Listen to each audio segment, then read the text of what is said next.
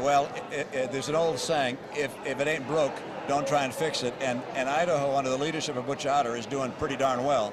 Unemployment rate down to 5.4%. The nation wishes it could see something like that. Jobs coming into Idaho, investment coming into Idaho, schools among the best in the nation, balanced budget every year, taxes down. That kind of record is good for the people of Idaho, and it's a good example for the people of other states. And then, of course, you have with Mike Simpson and Jim Risch, two people who are not just fighting in Washington for conservative principles, but they're winning. And we need them and more people like them, listening to them, so we can get this country on a conservative track, because the liberal track is hurting the American people. You know, we all talk about helping the poor and helping those that are disadvantaged, but the liberal policies in the last 5 years have hurt more than they've helped. And Mike Simpson, Jim Risch, and like-minded conservatives across the country are going to make a real difference. International relations, particularly those with maybe Russia and Vladimir Putin.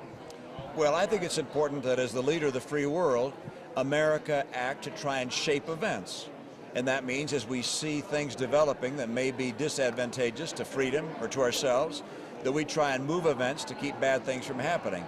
We don't wait until after they've happened, and there's very few options at that point. You step in early, and great leaders have the capacity to envision the future and to try and shape the future. And unfortunately, we've watched the president. I think he's a good man, but I don't think he's been able to shape events.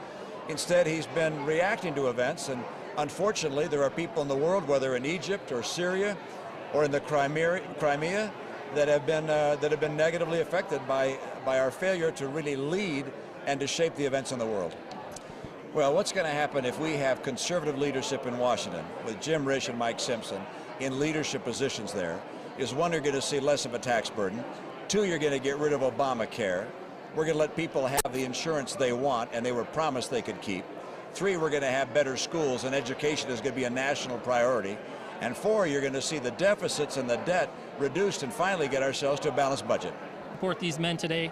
What made you want to reach out and go ahead and write an op-ed for the Wall Street Journal? Well, now and then I sit back and I watch the affairs of the country, and I get so concerned I decide I finally should write something or say something about it. And I don't do that every day, or people wouldn't be interested in what I have to say. But with regards to what's happened in the Crimea and in Egypt, what's happened in Syria, looking at what's happening in Iran and, of course, North Korea, these things are of such great concern. I felt it's important to make myself heard.